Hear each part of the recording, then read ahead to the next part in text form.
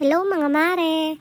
Welcome back sa aking A Day in My Life vlog. For today's video ngay makikita nyo na sobrang kalat pag uwi ko.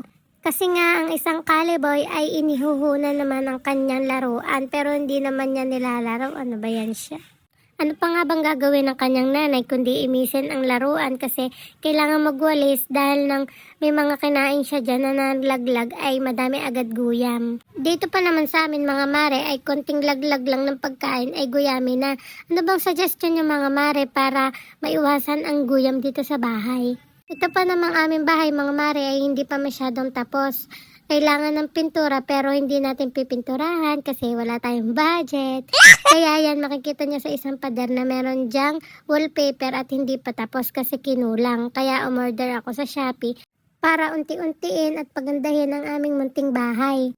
Kaya nung matapos na akong mag-imis ay nagluto na ako ng aming hapunan kasi anong oras na.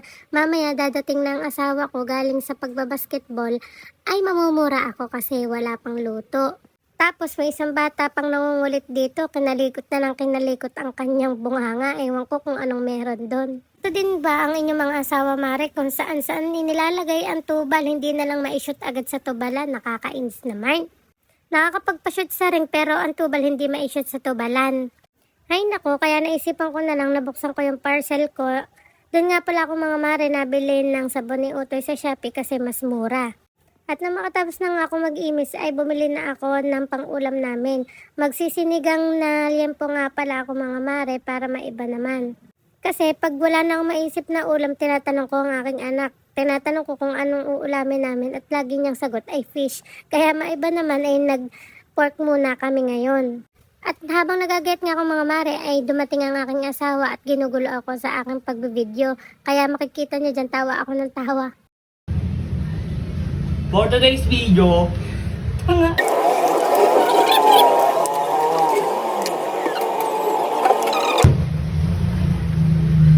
titigan ko,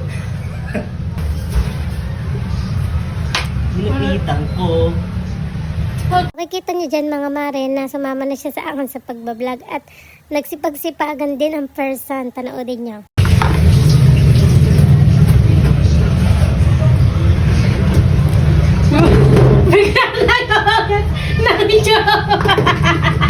Ay, sila ang umugasan dito.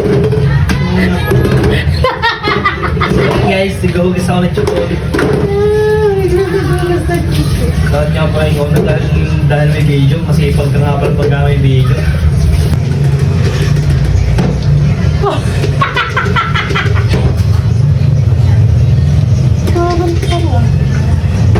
Saan ka?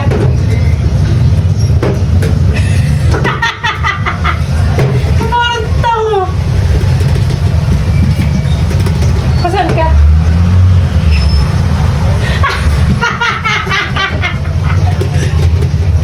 Hindi ako matapos-tapos dyan mare dahil lang tawa ko ng tawa sa kanya dahil puro kalokohan na ginagawa niya. At nagumpisa na naman nga ako magligalig. Alay, malalagyan yun. Ayun. Di pa yata tapos. Ito mas na ito, may sabon naman ni napapanog ha? Ayun, ba't di mo tinatanggal sa ano? Ayun yung hindi pa tapos. Ito, hindi mo tinatanggal sa dya. Kaya pala malibag yung loob ng... Hindi pa naman ako hugasin yan din ha? Eh, ba't nag-ano ka na yan? Inalaw ko lang para maluag. Sheesh. Niloloko mo ako. Parang nga maluag ko napapanog ha? Kaya parang...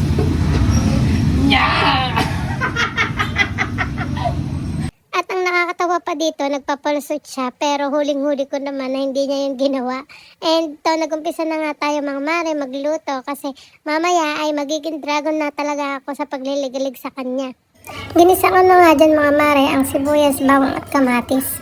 Papalambutin mo lang yung kamatis tapos sakahan mo ilalagay ang baboy. Nang matapos mo nang mapalambot ang kamatis ay ilalagay mo na ang karne at igigisa-gisa mo lang ng konti at lalagyan mo ng paminta para magkalasa na.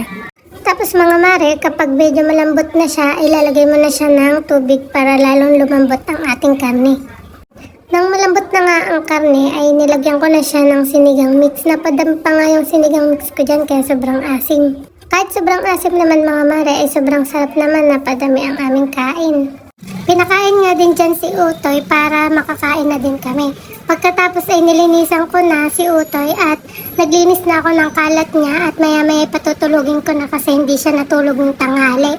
Sa baba nga kami natutulog dyan mga mare kasi hindi kami kasya sa kama. Halos sakop ni Caleb yung kama namin na dyan kaya meron kaming single bed dyan. Nagwalis na nga ako dyan mare kasi makalat na naman at may guyam. Hindi ko alam kung saan yun ang gagaling. Halos araw-araw naman ako nagwawalis dyan. Nanyo nga dyan mga mare si Caleb. Kung nasan ako nandun din siya. Diyos ko hindi na matapos-tapos. Lagi na akong saway kisaway. Kaya for the kulit ang person ay antok na yan. Kaya patutulugin ko na. Hanggang dito na lang mga mare. Good night!